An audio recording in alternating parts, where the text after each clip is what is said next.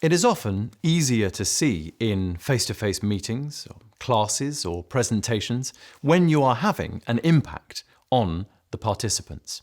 On virtual platforms, such as webinars, this is almost impossible to see.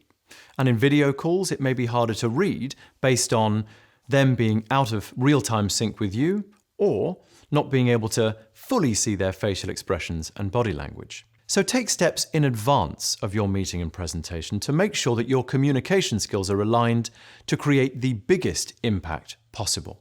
Now, these may be things that you already do very well in a face-to-face situation, but things that you may need to re-hone when dialing in on video calls and presentations to make sure that your communication skills are doing the most effective job of gaining the biggest impact. Here are some things to consider when fine-tuning your communication skills. The first one of these is voice. Now, it's harder to read body language on virtual platforms. It's harder to know and trust whether your facial expressions and body language and gesture are landing with the same impact. So you may need your voice to do the heavy lifting. You need to make sure that your voice is up to the task, and this takes some rehearsal to make sure that you have the right amount of vocal colour, that you are pacing things adequately, and that it is engaging to hold the audience's presence. One of the biggest components of this is pace. We need to manage our pace to make sure that we are not going so fast that the listeners can't keep up, or that we're not going too slow that they don't stay engaged. We need varieties of pace to keep the audience stimulated, and we need to make sure there are adequate pauses for them to be able to reflect on and connect with our information. Here's a quick exercise that you can do in your rehearsal and preparation to really fine-tune your connection to pace in whatever you're delivering. So for this exercise, I'm going to use a simple piece of text from a commencement speech by Arianna Huffington. I'm just going to take a few lines of this speech and see if I can convince my voice to manage the pace more effectively. What I'm simply going to do is whenever I get to any punctuation mark, I'm going to click. For small punctuation marks such as commas, dashes, semicolons, etc., I'm going to give one click. And when it gets to the end of any sentence, I'm going to leave two brief clicks. This is to allow your voice to measure the pace more accordingly. At the moment, our society's notion of success is largely composed of two parts: money and power. In fact, success, money, and power have practically become synonymous.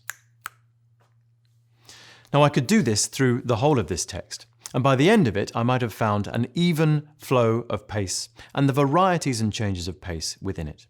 It's a simple exercise you can do to help yourself find those varieties of pace and leave adequate pauses for your audience. Body language also helps to add that extra piece of information for your viewers. However, on virtual platforms, when you're sitting down close to the camera, this doesn't necessarily come natural. It also doesn't come naturally when you can see yourself and therefore adjust to yourself from what you see on the screen.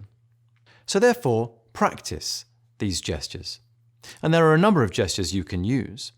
And if you make sure that there is enough of you in view, you know that you can connect with hand gestures more readily. You can use gestures to engage with the audience and hold their focus. You can draw the audience in. You can let everyone know that you are not wanting their responses right now. You can use gestures to underline, to pinpoint, to flag up key important pieces of information.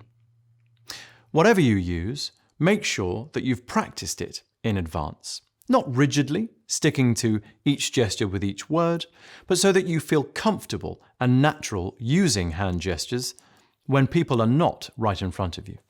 Whatever gesture you use, make sure that you're not sitting too close to the camera, so that your hand gestures aren't waving frantically right in front of people's faces. And also make sure that they are measured and economical, so that you're not causing too much of a physical distraction for people viewing. Using body language is also a useful way to help yourself add vocal colour. You can use this in real time, or you can use this as a rehearsal tool, engaging the use of gesture and body language to help encourage your voice to work with greater vocal colour and clarity. Eye contact is vital for gaining an impact and building rapport. And it comes much more naturally to us when we are face-to-face with people we're communicating with than when we are on virtual platforms. So again, this takes time to rehearse and practice for you to feel comfortable and for it to feel and seem natural for those on the other side. There are lots of obstacles that get in the way of us being able to hold or remind ourselves to hold eye contact with those on the other side. These can simply be our own faces that we can see clearly in the screen, delivering our presentation to ourselves, or our slides, focusing for too long on the content that we're delivering that we can see in the screen. Or on video calls where there are multiple participants, falling into the trap of delivering and speaking directly to them rather than bringing yourself back to camera. So take some time to practice where to look. Usually, on your device, you'll see a light of a certain colour, red or white, right next to your camera. If you focus and look in the direction of this, you're much more likely to be holding eye contact with the individuals on the other side, rather than falling into the trap of staring at their faces or your own, delivering the presentation in the wrong place. The benefit of this over virtual platforms is that if you're staring directly down the camera, you're likely to be getting eye contact with all of your participants at the same time, which is something you simply can't do in a face-to-face environment.